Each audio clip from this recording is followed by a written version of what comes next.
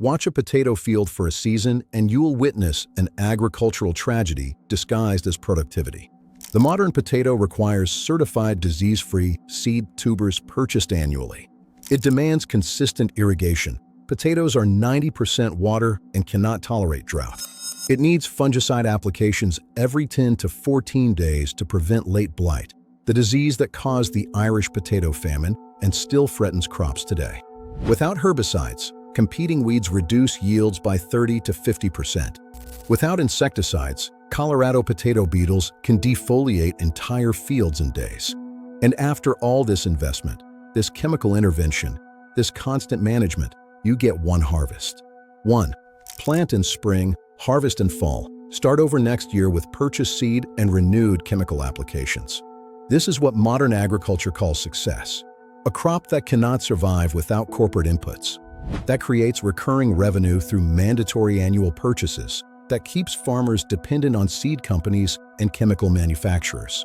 But there's another tuber, one that laughs at drought, ignores disease, requires no irrigation, no fungicides, no herbicides, no insecticides.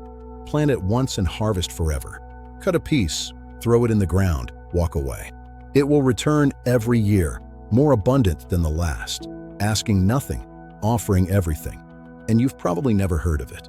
Because a crop that doesn't require annual seed purchases, that grows without chemicals, that cannot be controlled or contained is a crop that threatens the entire economic structure of modern agriculture. This is the Jerusalem artichoke, though it's neither from Jerusalem nor an artichoke. More accurately called sunchoke, Helianthus tuberosus, a perennial sunflower native to North America. That produces edible tubers underground while most people are distracted by its cheerful yellow flowers above. The name Jerusalem artichoke is linguistic corruption, likely from the Italian girasole, sunflower, mangled into Jerusalem by English speakers, and artichoke because the cooked tuber's flavor resembles artichoke hearts. But names aside, what matters is function. And the function of this plant is survival. Specifically, feeding humans in conditions where conventional crops fail. July 1605, the coast of what would become Massachusetts.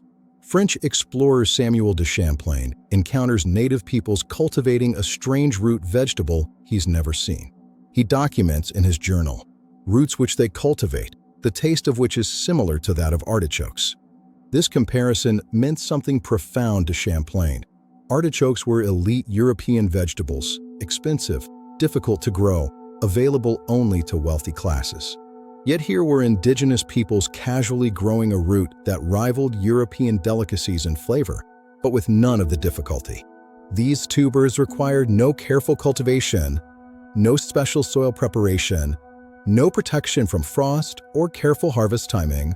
The native peoples would harvest what they needed in fall, leave some tubers in the ground, and the plants returned reliably every spring without replanting.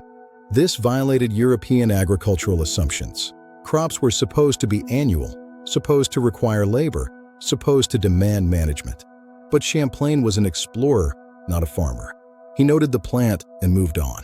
The true revelation of sunchoke's survival value wouldn't be documented until 2 centuries later in much harsher conditions. Winter 1805, the Dakota Territory. The Lewis and Clark expedition, returning from the Pacific, faces starvation. Game is scarce. Their supply caches have been depleted or raided. Snow covers the ground. The men are weakening. Sacagawea, the Shoshone woman guiding them, remembers something from her childhood: mice. Specifically, what mice hoard. Field mice across the Great Plains have a survival strategy. They harvest and cache sunchoke tubers in underground chambers, storing hundreds of tubers for winter consumption.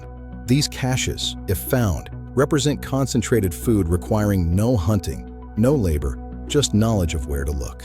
Sacagawea leads the expedition to areas where sunchokes grew the previous summer. They dig systematically, searching for the telltale mounds and entrance holes of mouse burrows. And they find them, cache after cache, pounds and pounds of tubers, enough to sustain the expedition through the critical weeks until they reached resupply points. Lewis writes in his journal that these Indian roots saved them from certain starvation. The journals describe cooking methods taught by Sacagawea: boiling, roasting, adding to stews. The tubers provided not just calories but hope, proof that the land could provide even in the depths of winter when everything else had failed. This is the survival archive. Indigenous peoples had cultivated relationship with sunchokes for thousands of years, understanding not just that they were edible, but that they were reliable, a food source that persisted through seasons, through harsh conditions, through the failures of other crops. And then, predictably, that knowledge was systematically buried.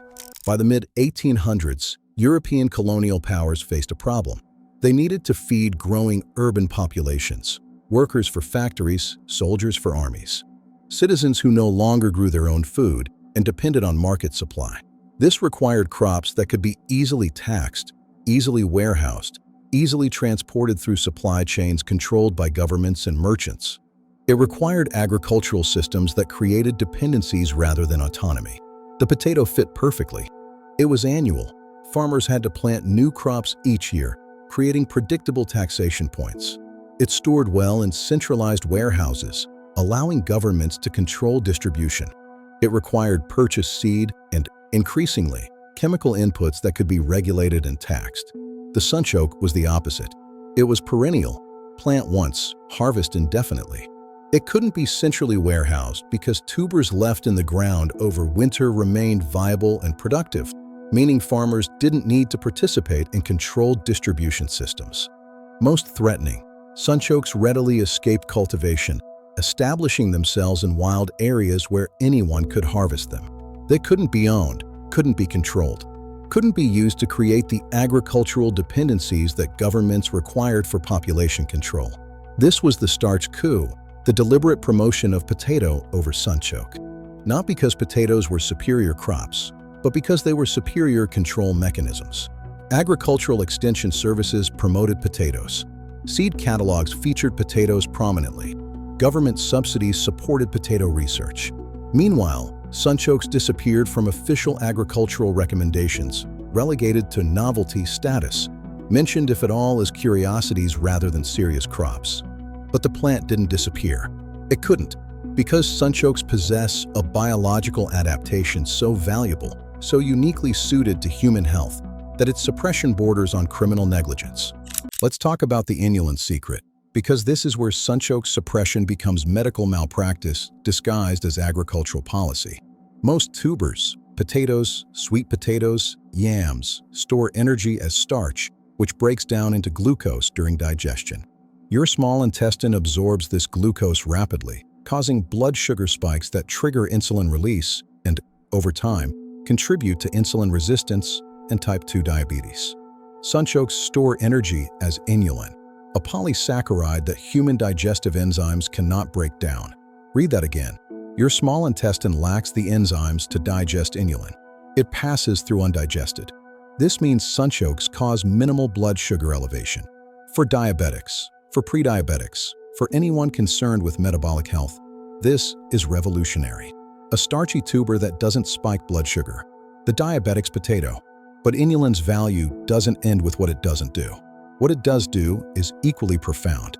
When inulin reaches your colon, it becomes food for beneficial gut bacteria. Specifically, bifidobacteria and lactobacilli, species associated with improved immune function, reduced inflammation, better mineral absorption, and enhanced mental health. These bacteria ferment inulin, producing short-chain fatty acids, particularly butyrate, which feeds the cells lining your colon, reduces inflammation, improves insulin sensitivity, and may protect against colon cancer. This is prebiotic fiber at its finest, a food that feeds not you directly, but the beneficial organisms that keep you healthy. And it was systematically removed from agricultural promotion at precisely the time when processed food, antibiotic overuse, and sterile Western diets were decimating human gut microbiomes. The rise of inflammatory diseases, type 2 diabetes, obesity, inflammatory bowel disease, autoimmune conditions, correlates almost perfectly with the elimination of inulin-rich foods from Western diets. Meanwhile, the crop that provides more inulin than any other common food was being erased from cultivation and consciousness. This wasn't accidental neglect. This was agricultural policy that prioritized control over health, profit over nutrition, and industrial convenience over human well-being.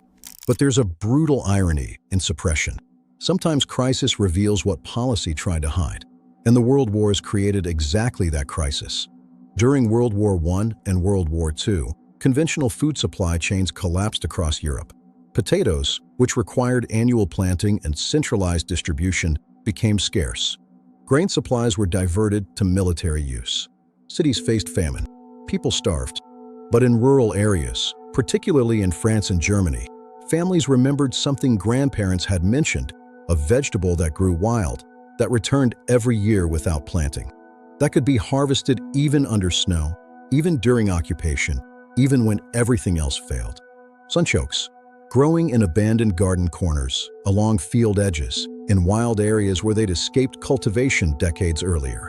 Still there, still producing, still offering. Documented accounts from both world wars describe families surviving on sunchokes when nothing else was available. French resistance networks cultivated them deliberately as famine insurance. German civilians foraged wild stands. The plant that governments had marginalized became the plant that saved those same governments' populations. After the wars, you'd think sunchokes would be celebrated, promoted, integrated permanently into agricultural policy as insurance against future supply chain collapse. Instead, they were forgotten again, deliberately, because the lesson of the sunchoke, that perennial, uncontrollable crops provide superior resilience, was exactly the lesson industrial agriculture couldn't afford people learning. The system that failed during crisis returned to failing during peace because the point was never resilience. The point was always control. So let's talk about reclaiming what was stolen. About planting once and harvesting forever. About growing the unstoppable rebel in conditions where potatoes would die. First, understand what you're dealing with. Sunchokes are perennial sunflowers growing 6 to 10 feet tall. They produce small yellow sunflowers in late summer and knobby tubers underground in fall. They tolerate almost any soil: clay, sand, rocky ground, compacted earth. They grow in full sun or part shade. They survive drought by going dormant and resume growth when moisture returns. This creates a problem, the same problem that made governments hate them. Once planted, sunchokes spread. Any tuber fragment left in soil regenerates. Trying to remove them completely is nearly impossible. They will return. So plant them where you want perennial production, where spreading is acceptable or even desirable. Dedicated garden bed, edge of property, wild area you want to colonize with food. Planting, obtain tubers from farmers market, seed companies, or someone already growing them. Even organic grocery stores occasionally carry them. Each tuber can be cut into pieces. As long as each piece has an I growth point, it will grow. Plant in spring after last frost, or in fall before ground freezes. Dig holes or trenches 4 to 6 inches deep. Place tuber pieces 12 to 18 inches apart. Cover with soil. Water once. Walk away. That's it. No special soil preparation needed. No fertilizer required. No irrigation system necessary. No protective measures. Just plant and forget. Within weeks, shoots emerge. Within months, plants reach 6 feet tall, their cheerful yellow flowers attracting pollinators. Underground, tubers are forming, swelling, multiplying, storing inulin for your eventual harvest. Harvesting. Harvest after first frost kills the top growth, usually October or November. The frost converts some inulin to sweeter fructose, improving flavor. Dig carefully with garden fork. Tubers are irregularly shaped and break easily. You'll never get them all, which is fine. Whatever you miss becomes next year's crop. Fresh sunchokes store poorly. They dry out and shrivel within weeks at room temperature. Best storage. Leave them in the ground and dig as needed through winter. Preparation. Wash thoroughly. The irregular shape traps soil. No need to peel unless you prefer. Skin is thin and edible. Roast like potatoes. Toss with oil and salt. Roast at 400 degrees Fahrenheit for 30 to 40 minutes until golden and crispy outside, creamy inside. The flavor is nutty, slightly sweet, with that artichoke-like complexity Champlain noted. Boil and mash like potatoes, though texture is slightly different. Less starchy, more earthy. Add to soups and stews where they add subtle sweetness and thickening through inulin. Warning: sunchokes have a reputation for causing gas. This is real. The inulin that feeds your gut bacteria produces gas as fermentation byproduct. Start with small amounts. Your gut bacteria will adapt with regular consumption, and the effect decreases. Or embrace it as evidence that you're feeding beneficial microbiome. The gas is literally proof of bacterial fermentation producing butyrate that protects your colon. Wellness sometimes comes with interesting side effects. Here's what happens when you plant sunchokes. Year 1. You harvest 10 pounds per plant, roughly. You eat what you want. You miss some tubers during harvest. Year 2. Those missed tubers regenerate. Each tuber piece becomes a new plant. Now you have 30 plants where you had 10.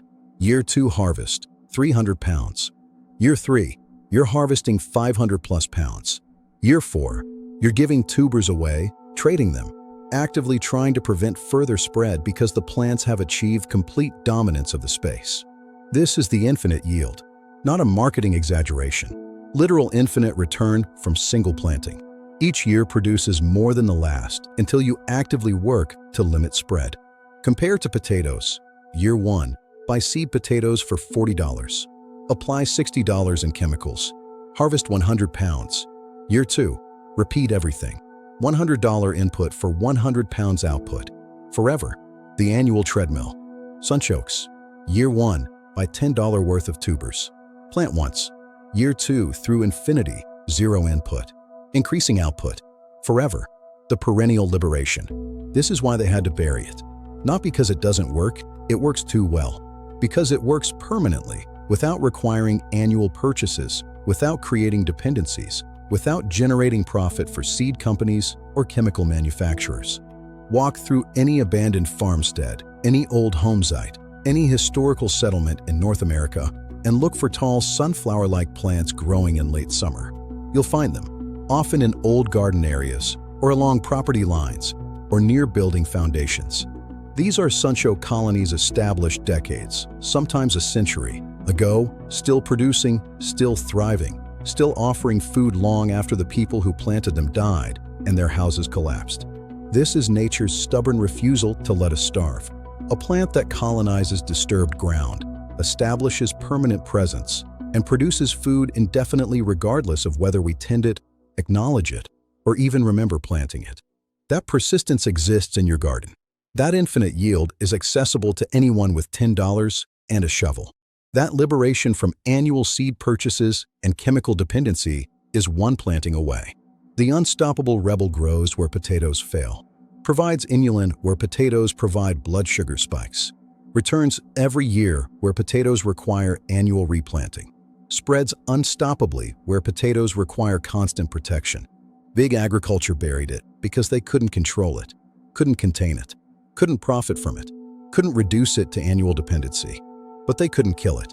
The plant persists, waiting in wild places, old gardens, farmers' markets, heritage seed catalogs, waiting for recognition, waiting to be planted, waiting to demonstrate what food security actually looks like.